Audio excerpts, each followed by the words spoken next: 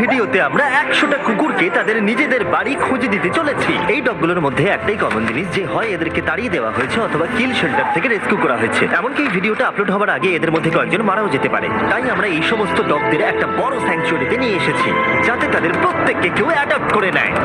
আর এই ভিডিওটার জন্য আমরা এতটাই সিরিয়াস যে এদের জন্য আমরা এনেছি ট্রেনার্স, ওয়াকার্স আর এমনকি একটা গোটা টিম যারা এই ডগগুলোর সাথে খেলা করবে। দেখো ওরা যেন অনেক ভালোবাসা পায়, আমি চাই ওরা সবাই খুশি থাকুক। আর সত্যি ওরা অনেক আনন্দে ছিল, বিশেষ করে যখন প্রথম অ্যাডাপ্টার এলো। স্বাগত, ভেতরে চলে এসো। তোমরা একটা ডগ অ্যাডপ্ট করতে চাও? যদিও তোমাদের একটা আছে।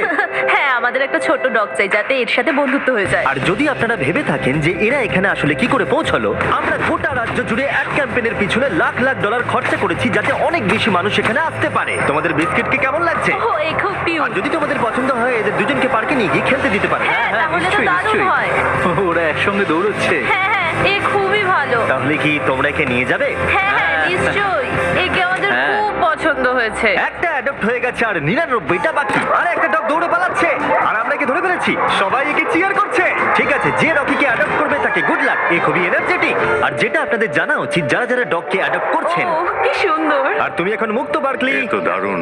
একে আমরা নিয়ে নেব। তাদেরকে প্রথমেই একটা এক্সটেন্সিভ ব্যাকগ্রাউন্ডে যেতে হবে, যেখানে থাকবে একজন থার্ড পার্টি পার্সন যে দেখবে এই ডগগুলো একটা সেফ, স্টেবল আর লাভিং হোম পাচ্ছে কিনা। বার্কলি এখন officially adopted. Thank you. Congratulation. আর যখন পরের ফ্যামিলি এলো, চলুন আপনাদের জন্য একটা ডগ খোঁজা যাক। তারা এসেই একটা ডগকে পছন্দ ও, করলো। দেখো একবার। ও বাড়ি যেতে তৈরি। কতগুলো নেবে? তুমি যতগুলো কোলে নিতে পারবে। চার্লি আর নাগেট, ও এরা তো একসাথে খুবই খুশি।